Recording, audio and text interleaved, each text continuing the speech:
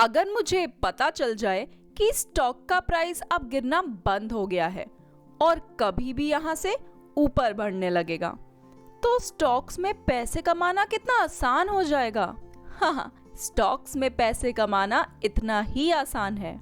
एक सच्चाई बताऊं, पैसे कमाने के लिए कितनी भी बड़ी स्ट्रैटेजी ले लो, कितना भी कॉम्प्लिकेटेड इंडिकेटर यूज कर लो, पर सपोर्ट एंड रेजिस्टेंस अच्छे से नहीं सीखा तो हमेशा धोखा ही खाओगे। जैसे मैथमेटिक्स की कोई थ्योरम सॉल्व करने जाओ और बेसिक न्यूमेरिकल ऑपरेशंस ही ना पता हो, उतना ही जरूरी है सपोर्ट और रेजिस्टेंस को समझना। तो आज आप बेफिक्र हो जाएं, मैं आपको पेड कोर्स के बराबर सिखाऊंगी। इस वीडियो के बाद सपोर्ट एंड रेजिस्टेंस का कोई और वीडियो देखने की जरूरत नहीं पड़ने वाली।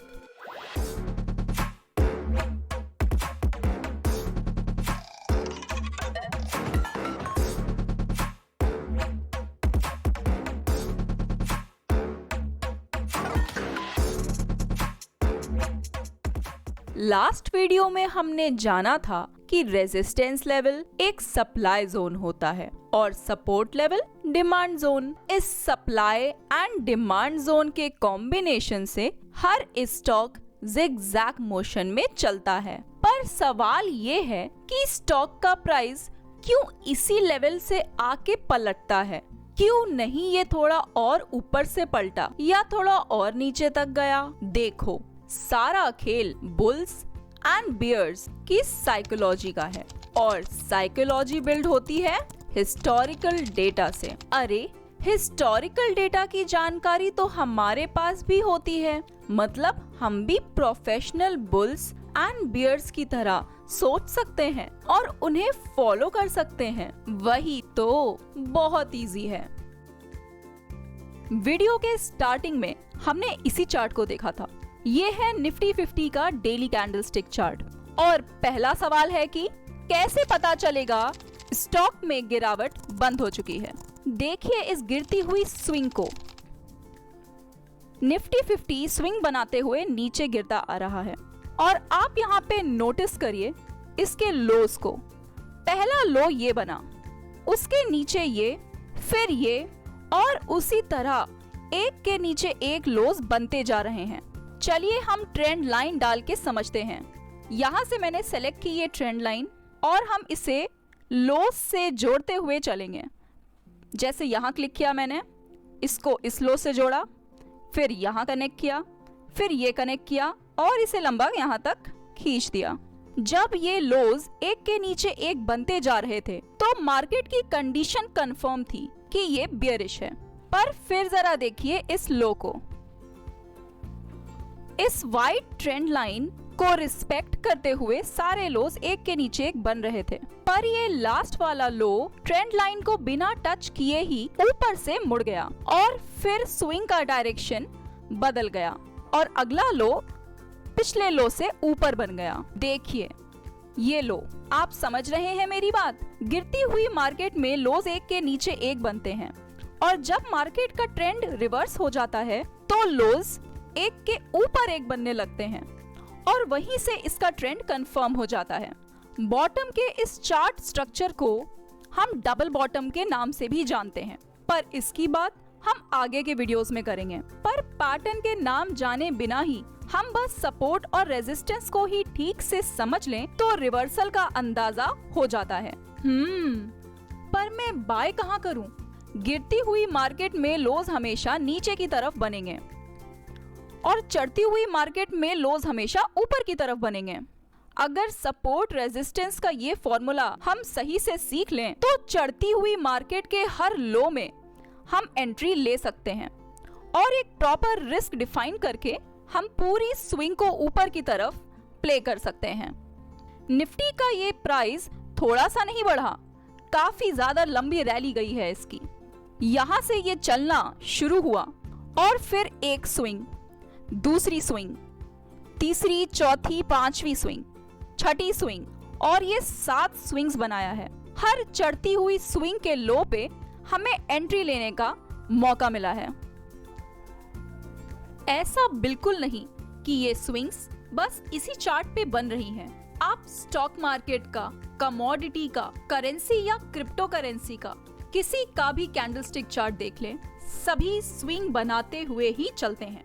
ये तो काफी इजी हो गया मेरे लिए, पर एक चीज मुझे क्लियर नहीं हुई, एग्जैक्ट पॉइंट क्या है खरीदने का। देखो, एग्जैक्ट प्राइस पॉइंट जैसा कुछ नहीं होता है।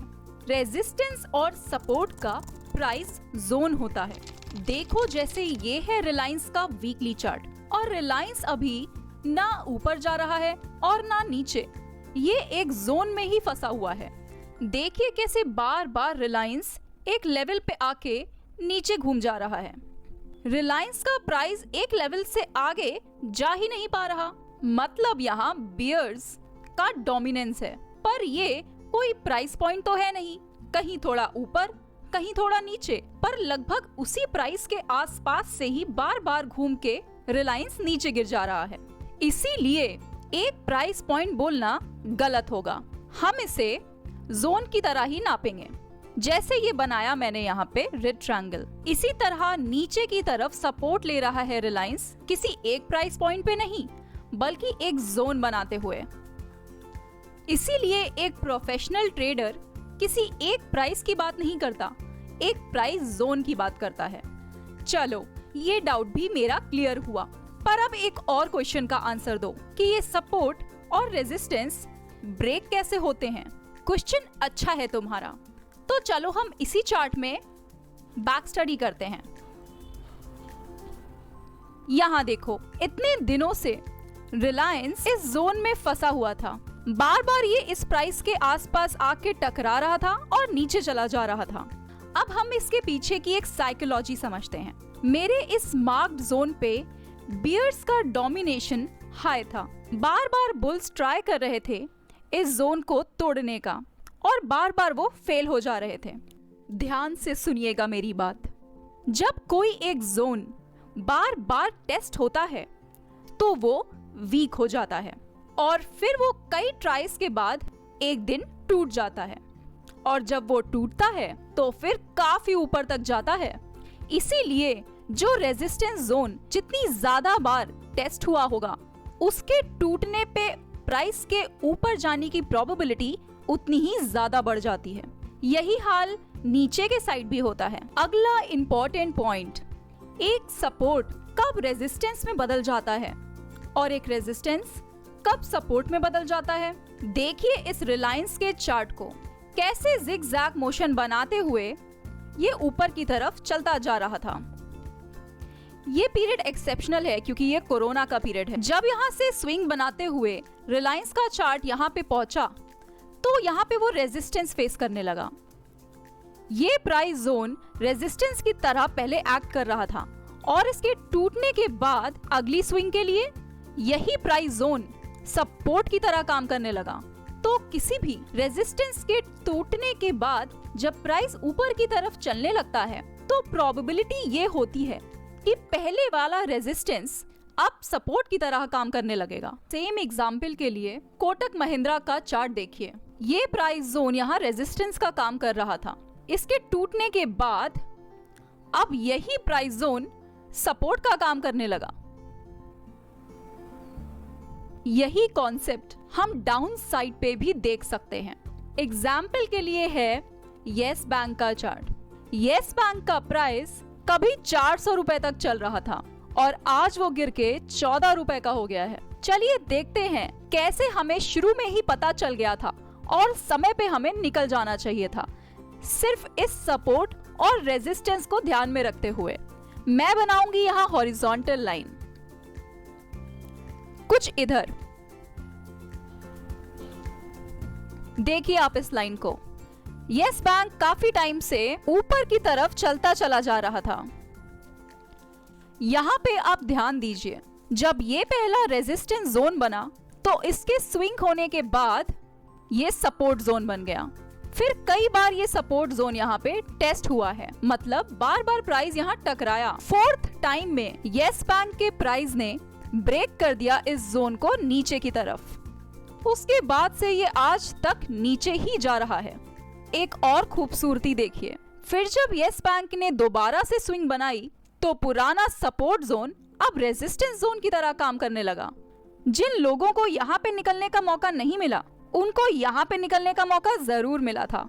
अगर आप सपोर्ट और रेजिस्टेंस को सही से पहचानेंगे तो किसी भी स्टॉक के साथ इस तरह की कंडीशन होने से पहले ही आप अपना प्रॉफिट बुक करके निकल जाएंगे और आपका कैपिटल सेफ बना रहेगा। अरे वाह, ये सारे कंसेप्ट एंड डिटेल समझने के बाद मुझे कैंडलस्टिक चार्ट देखना बहुत इजी लगने लगा है। अब मैं सपोर्ट एंड रेजिस्टेंस की प्रैक्टिस करूंगी और हर स्टॉक को सही प्राइस लेवल पे ही खरीदूंगी। मुझे विश्वास है आपके लिए भी सपोर्ट एंड रेजिस्टेंस की ये पहेली सॉल्व हो गई होगी। वीडियो अच्छा लगा हो तो लाइक, सब्सक्राइब एंड शेयर जरूर करें।